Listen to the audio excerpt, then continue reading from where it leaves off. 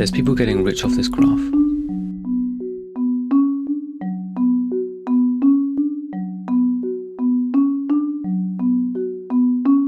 What we're looking at here is the number of pollution incidents caused by water companies in England from 2005 to 2024. The Environment Agency classifies these incidents as having a significant or major impact on human health and the environment. And the number is only rising.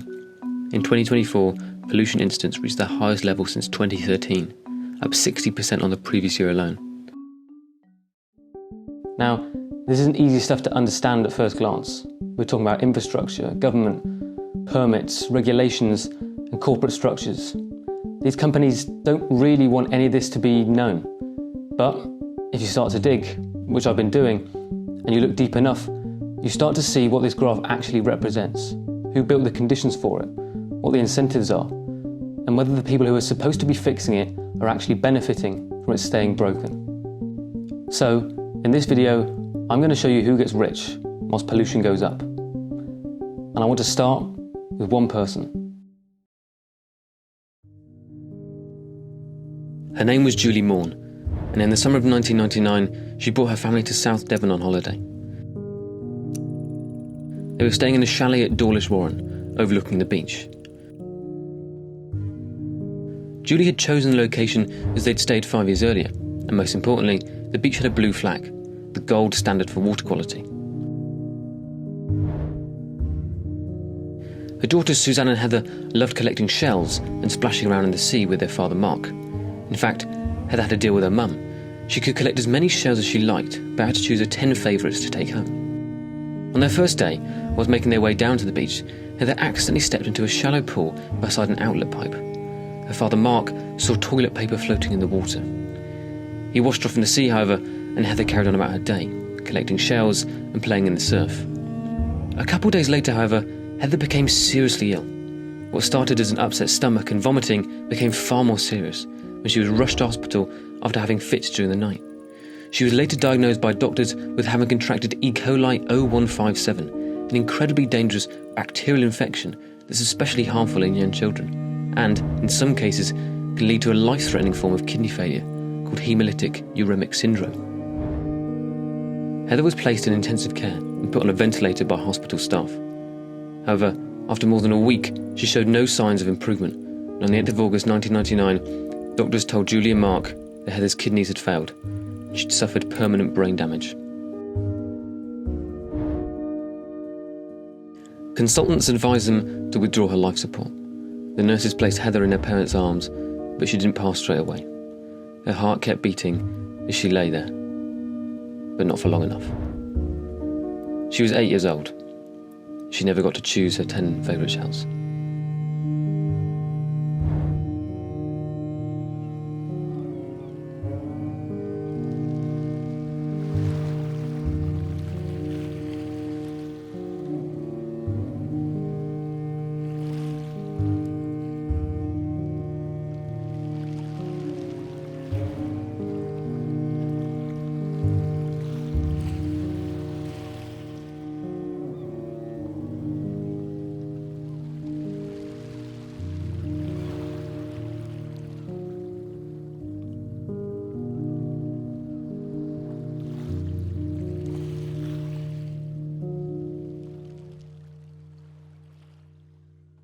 Before we can understand how a blue flag beach carries such a lethal pathogen without a single warning being issued, we need to understand something fundamental that most people have never been taught: how the sewage system in Britain actually works.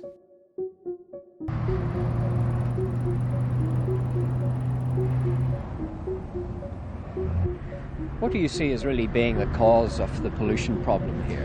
The cause of the pollution problem here is that Belfast, being one of the few cities in the British Isles which has in fact a joint sewage and stormwater system, which means that human and domestic sewage is placed in with stormwater drainage from the streets.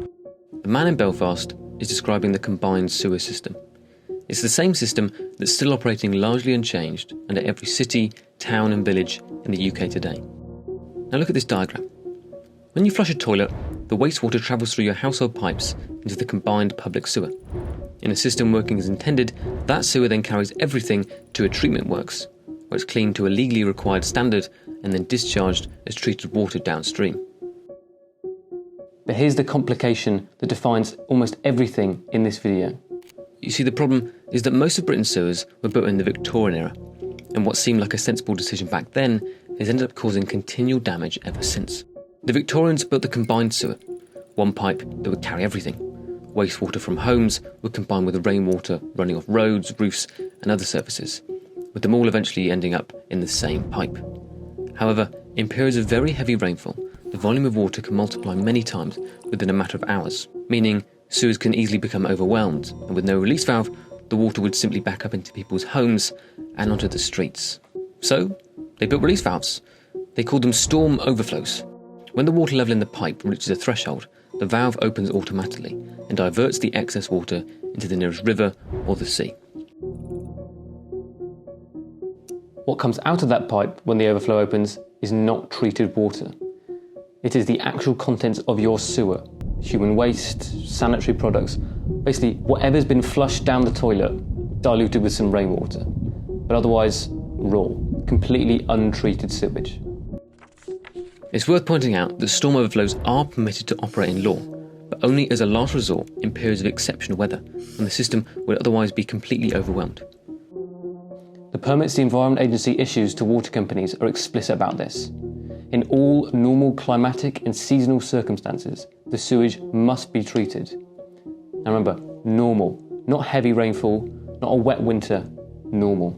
In 2024, storm overflows in England were activated over 450,000 times, lasting a combined 3.6 million hours. The emergency release valve is now a routine operational tool. And to understand how that happened, you just need to follow the money.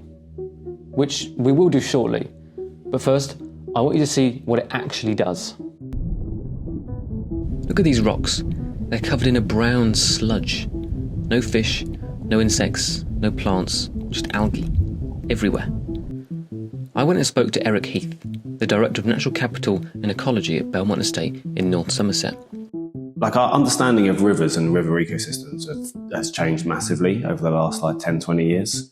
And kind of almost everything that we think of as rivers in the UK is an incredibly modified habitat. But essentially, there is not a catchment in the UK which is probably not failing in its water quality because of the level of phosphate and nitrates. The reason these nutrients have such a big impact on the environment is that when they enter often large, slow-moving bodies of water, specifically lakes and reservoirs, they can cause what's known as algal blooms.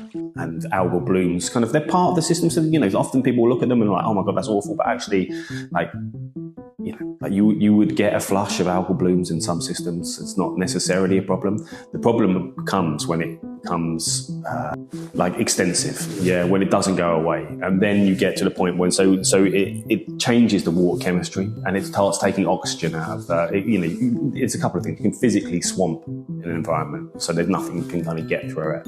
You can shade out plants that would be growing in there otherwise. But you also start stripping out loads of the oxygen. There's also a secondary complication worth acknowledging here: agricultural runoff. The much more challenging one is diffuse pollution across a landscape, primarily from agriculture, and things like road runoff and things like that as well. There's some really knotty, challenging issues. And because we've got an agricultural system that is industrial in scale and in production, we put the pressure on farmers to produce vast amounts of food. And the only way to achieve that is with huge quantities of artificial fertilisers and chemicals, pesticides, herbicides, all of that kind of stuff. Now, he is right, but the reason sewage discharges from private water companies are at the centre of this video and not the diffuse, complex problem of agricultural runoff is that every sewage discharge has a specific owner, a permit, a legal obligation, a financial structure, and a specific documented tendency to deny responsibility for damage even when the evidence contradicts the denial on their own website. I know that sounds like a very strong claim, so let me show you exactly what I mean. This is Charlie Clark, and in September 2023, in preparation for his upcoming Ironman triathlon, he went for a swim at Clevedon Marine Lake. Clevedon Marine Lake is my nearest natural water source for swimming in, like purpose built. So it was a natural choice. It's only 20 minutes away from Bristol, and there was no reason not to go swimming there. The first symptom was 24 hours later. So that symptom was collapsing outside my house. I got rushed to hospital, and they couldn't find anything wrong with me apart from the fact that it looked like on the ECGs that I'd had a heart attack.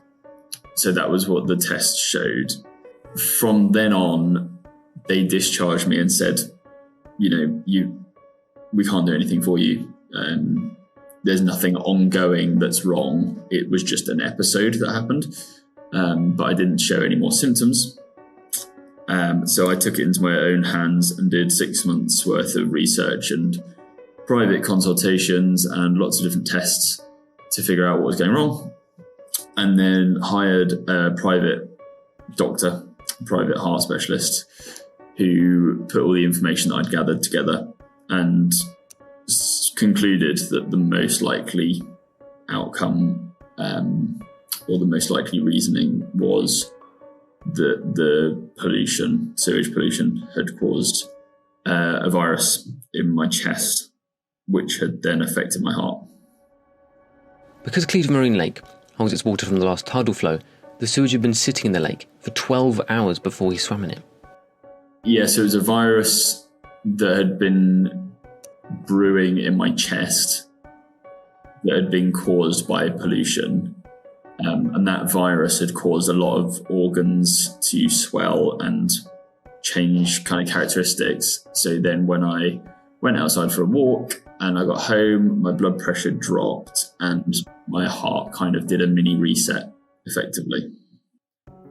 So how confident would you feel, maybe not going back to Clevedon Marine Lake, but any body of water or beach, would you feel a bit worried about that or a bit anxious? Yeah, massively worried. I've gone in the sea abroad, but not in the UK since. I would go back in, but I'd be really careful because I don't necessarily trust the kind of monitoring systems either, which is a real tricky one. Water companies monitor the majority of their storm overflows, some companies more than others, and they all provide data for people to see if there's been a recent spill. Apps like Surfers Against Sewage provide live updates. However, it can only work with the data that companies report. You see, the system is dependent on water companies' self-reporting instance, meaning the incentive to under-report is built into its foundations. Surfers Against Sewage received over 1,800 sickness reports from water users across the UK in 2024 alone, with an average of 5 people reporting illness from water contact every single day. In fact, hospital admissions for waterborne diseases in England rose 60% in the decade leading up to 2023. They've been entrusted with the stewardship of our waters and they've abused that trust. So I don't think there's anything actually that could be said to them. I think the power just needs to be taken away from them. Look at this. This is not an isolated incident. In 2024, water companies in England discharged raw sewage into rivers and seas 450,398 confirmed times, with the total duration being just over 3.6 million hours. Every time these numbers appear in the press, water companies say the same thing. It's the weather. The sewers fill with rainwater, therefore the overflow valves open. There's nothing we can do, and diluted sewage enters the river. They blame Victorian infrastructure, a changing climate, physics. What do you expect us to do, they say. So I tested their argument against their own data.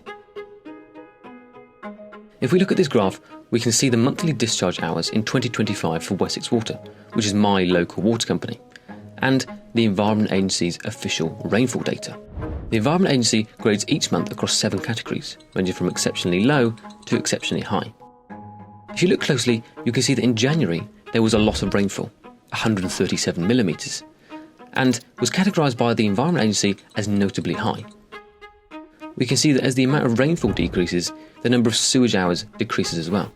However, when you get to March, a month with hardly any rainfall, 8 millimetres to be exact, the Environment Agency classified it as exceptionally low, and it ended up being the driest month of the year. Yet despite this, Wessex Water still dumped sewage for over 7,500 hours. So yes, the correlation between rainfall and sewage is real. You can see it in the table. More rain produces more sewage. And if the story ended there, you'd probably think this is an engineering problem. But now look at this. Surface Against Sewage conducted an independent investigation into dry spells. These discharges occurring when rainfall was below 0.25 millimetres on the day and the following 24 hours. Not low rainfall, not a damp afternoon, essentially nothing. Under the law, these are illegal, meaning each spill is a criminal offence.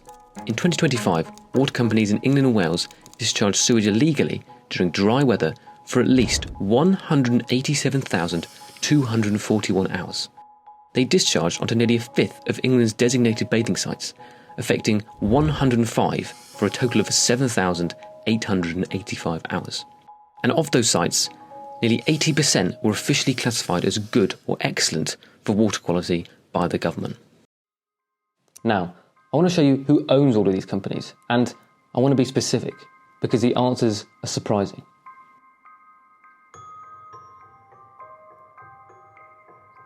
A third of England's water companies, so that's Anglian, Yorkshire and Southern Water, are all registered in the tax haven of Jersey.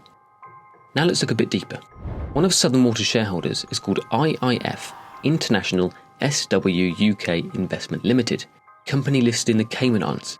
Another key shareholder is the Macquarie Group, an Australian investment bank. Anglian Water is owned by pension funds in Canada, Australia and the UK, as well as investors in Abu Dhabi. Thames Water stakeholders include companies owned by the governments of Kuwait, Abu Dhabi and China, as well as a Canadian pension scheme. Yorkshire Water is over half owned by Hong Kong investment firms and over a third owned by the Singaporean government. The corporation YTL that owns Wessex Water is controlled by a Malaysian family holding company based in Kuala Lumpur. Meanwhile, Severn Trent's major investor is the Qatari Sovereign Wealth Fund. This is not incidental to the story of how England's rivers came to be in the condition they are. It's central to it. Now look at this. I got hold of Wessex Water's official company accounts. In the financial year ending June 2023, they were operating at a pre-tax loss of £12.9 million. A year later, in June 2024, they were still operating at pre-tax loss, only this time of £8.2 million. However, in the same 2 years of pre-tax losses, Wessex Water somehow managed to pay out a combined £158 million in dividends to its Malaysian owner. Its annual interest payments were £154.4 million. The company's long-term debt in June 2025 stood at £4.49 billion, which is nearly 4 times its pre-tax profit in the same year. Its gearing ratio, which is the proportion of its capital structure made up of debt rather than equity, stood at 776.9%. One of the key aims of this coalition is to massively reduce the number of rules, laws and regulations that frankly treat all of you like idiots. We need businesses to grow and take people on, but these regulations cost those businesses time and money.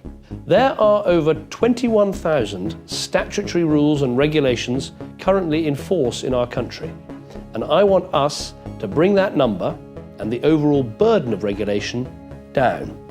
And fast. In the decade that followed David Cameron's assault on regulation, the Environment Agency's budget was cut by £235 million.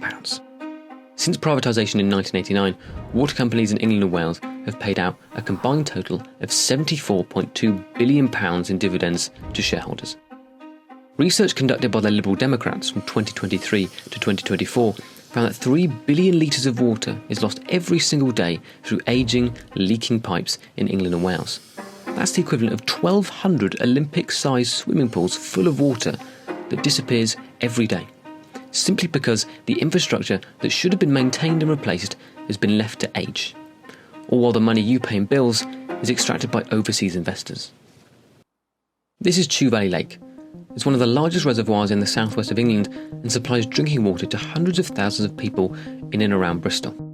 It's a site of special scientific interest.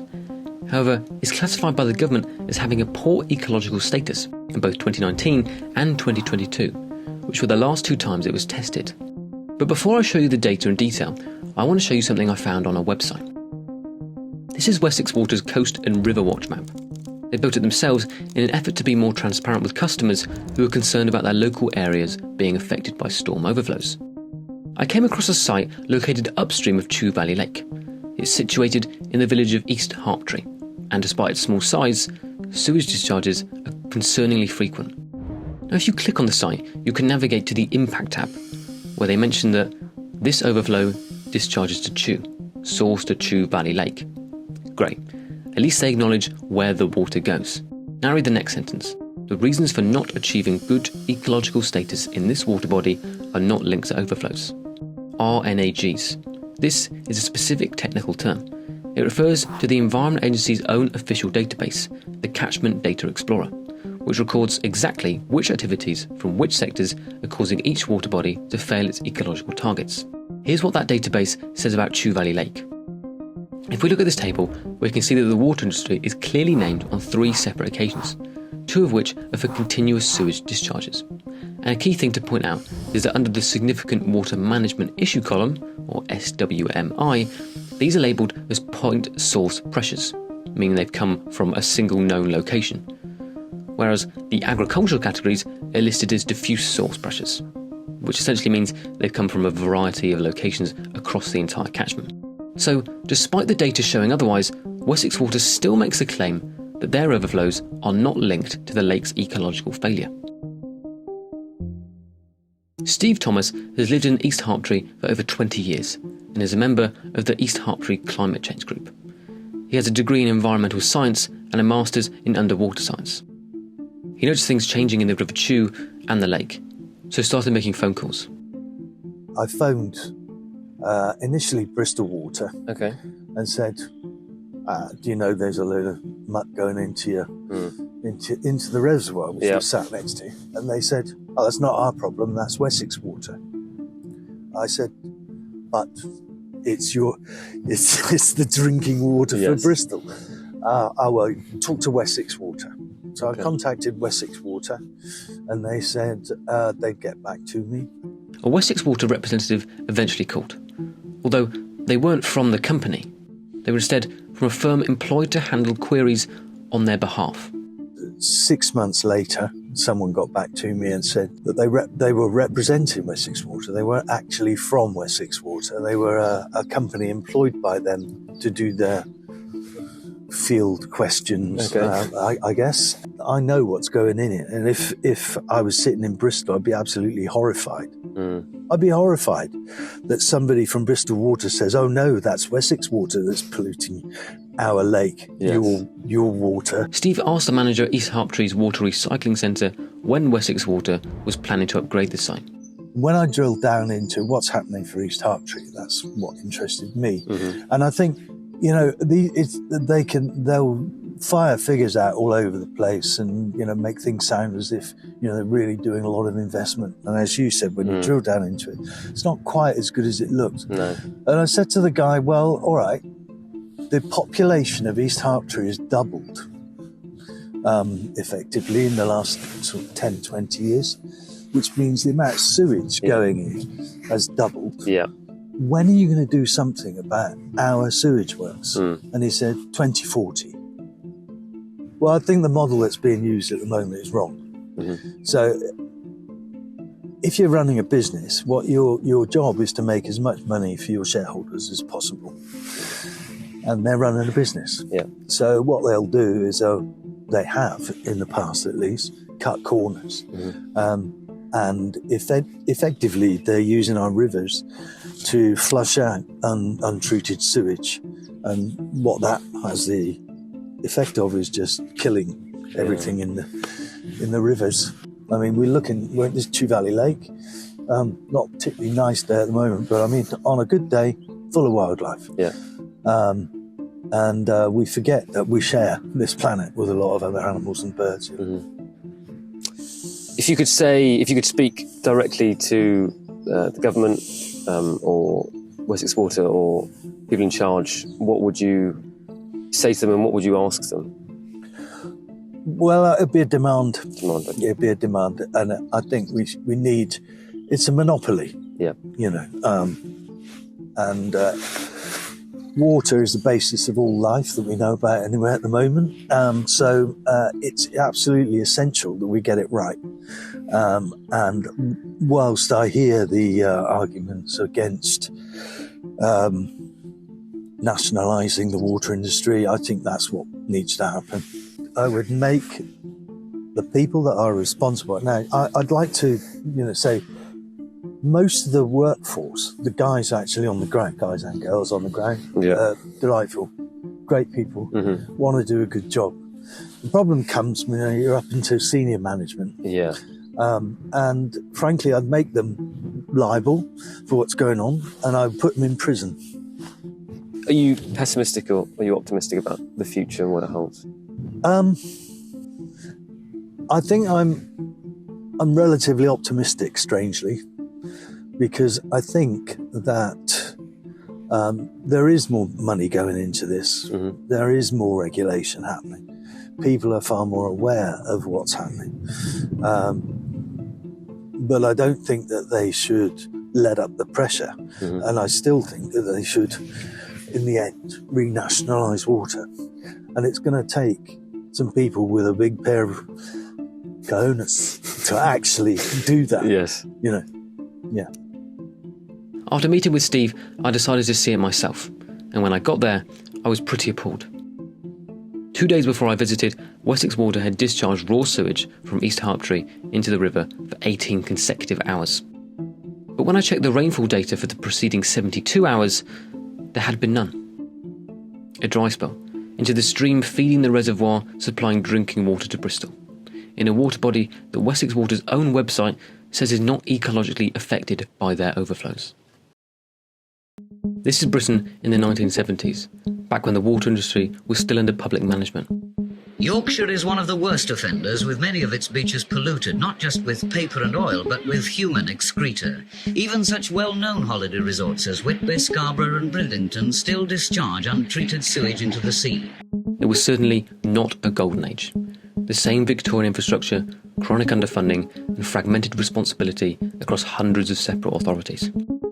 A new sewage plant has been planned for years now, but reorganisation and lack of money have delayed the project. It now looks as though it will be some years before anything is done. In the meantime, bathers have to put up with this rather disgusting situation. Before 1973, England had over 1,000 separate water undertakings and more than 1,300 separate sewage authorities. These were local councils, joint boards, Victorian-era private companies, each managing their own patch. In 1973, the Conservative Prime Minister Edward Heath and his government created 10 regional water authorities. They were government-run public organisations that covered entire river basins and catchment areas. Experts called them pioneers, and for their short existence, they worked fairly well. Where there is discord, may we bring harmony. Where there is error, may we bring truth. You see, when Margaret Thatcher became Prime Minister, she set about cutting funds for these government-owned authorities in a bid to try and make privatisation seem more feasible. In her first year as leader, investment in water fell to a third of what it had been in 1970. Then came the stricter EU environmental directives for river quality, drinking water and bathing water. It soon became very clear that the underfunded system couldn't meet the required standards. Margaret Thatcher tried to privatise the water industry 3 separate times throughout the 1980s, but it wasn't until her penultimate year in government when she finally passed the Water Act of 1989, resulting in the 10 regional water authorities becoming 10 privately owned companies. Mr. Speaker, as the Honourable Gentleman is aware, 25% of the water supply industry is already privatised. But even socialist France knows that privatised water is a better deal than nationalised water. That the water privatisation, I believe, will go very successfully indeed.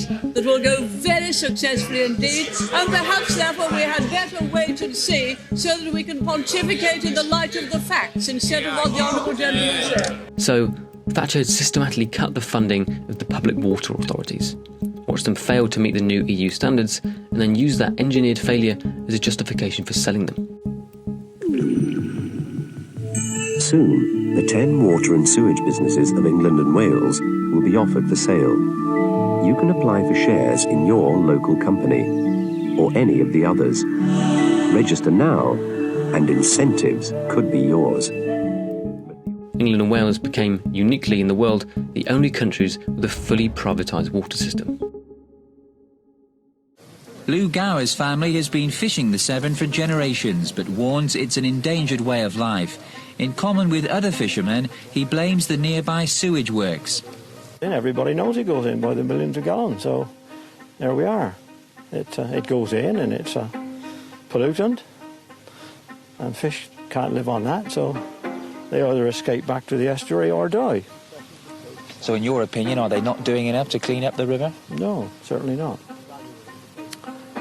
I mean, the amount of sewage is ever increasing, but due to development. And I suppose we've got to say that the treatment plant is antique and inadequate.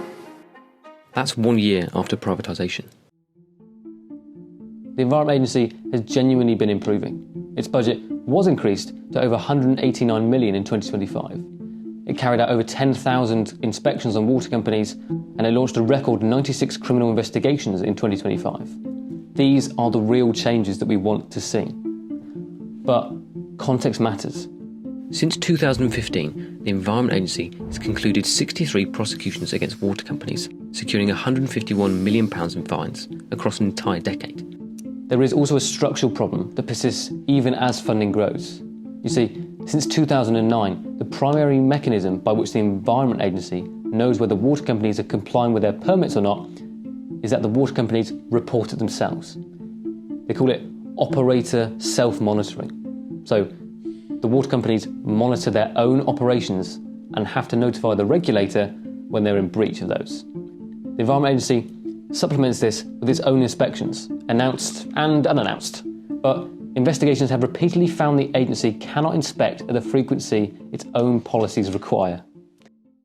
Additionally, environment ministers have been criticised for their decisions outside of work. There are undoubtedly failures of regulation. I need Sir John to tell me, having engaged with experts across the sector and beyond, to tell me what is the best way forwards. Do you think it might be difficult for you, given that you accepted almost £2,000 worth of tickets to a football match from Northumbrian water, that might be perceived as something that could influence any decision that you make? Factually incorrect. It was from Three, which is a telecoms company. They're not a water company. They're wholly owned by CK Hutchison Holdings, which owns 75% of the company that owns Northumbrian Water. Well, they own dozens of companies. It's factually incorrect. You said it was from a water company. It wasn't. It was from a telecoms company. It's from a telecoms company. I have no fear or favour to anybody. I wouldn't be. So I'm just asking the question. I wouldn't be, would I? I'm getting upset about it. I'm taking a piece of... No. I'm not upset. I'm just giving you an answer. Okay. This is a minister whose job it is to hold these companies to account. In 2025, water companies breached their environmental permits 4,444 times. This was the highest number ever recorded, 40% higher than the previous record. 18 of those breaches were Category 1, meaning there was major harm to human health or the environment. 96 criminal investigations were launched, and ministers changed the rules so executives could now be imprisoned for environmental offences. However, as of the making of this video, no one's been imprisoned. But how do we compare internationally? Well, every year, the European Environment Agency publishes bathing water quality data across all 27 EU member states. They use the same classification system as England: excellent, good, sufficient, and poor. In 2024, 85.4% of bathing waters across Europe were rated as excellent, and 96% of all sites met the minimum safety standards. In England of that same year, only 64.2% of bathing waters were rated as excellent, which was a 2.2% decrease on the year before. The EU average for poor water quality was 1.5%, whereas in England it was 8.2%. Statistically, England has more than 5 times the proportion of unsafe bathing waters as the EU average. The political consensus in England, across Labour, the Conservatives and the Liberal Democrats is that renationalisation would cost £80 to £90 billion and is therefore simply unaffordable. I think those figures are wrong and they deserve scrutiny. When the post-war government nationalised the railways, the mines and the steel industry in the late 1940s, it did not pay shareholders in cash. It issued government bonds, redeemable over 30 years at approximately 3% interest. No immediate cash changed hands. The nationalisation was financed over time from the revenues those industries generated. The same mechanism would apply to water. Government bonds carry lower interest rates than commercial debt because they have government backing. The nationalised system could, in principle, service those obligations from the same customer revenue stream that the current system already uses, and potentially at a lower total cost, because the structural incentive to extract dividends before fixing pipes would cease to exist. In October 2024, South West Water, the company responsible for the beach at Dawlish Warren, was rated red for environmental performance for the 14th consecutive year. It recorded 189 pollution incidents. The system that produced Heather Preen's death was not an accident. It was a predictable, documented, measurable consequence of decisions made by politicians who believed water could be a commodity, by investors who extracted value from public necessity, by regulators whose funding was cut until they simply could not do their job, and by an industry that learned to present its failures as acts of extreme weather, while at the same time their own data proves otherwise. Those decisions were made by people. They are sustained by people. And they can be changed by people.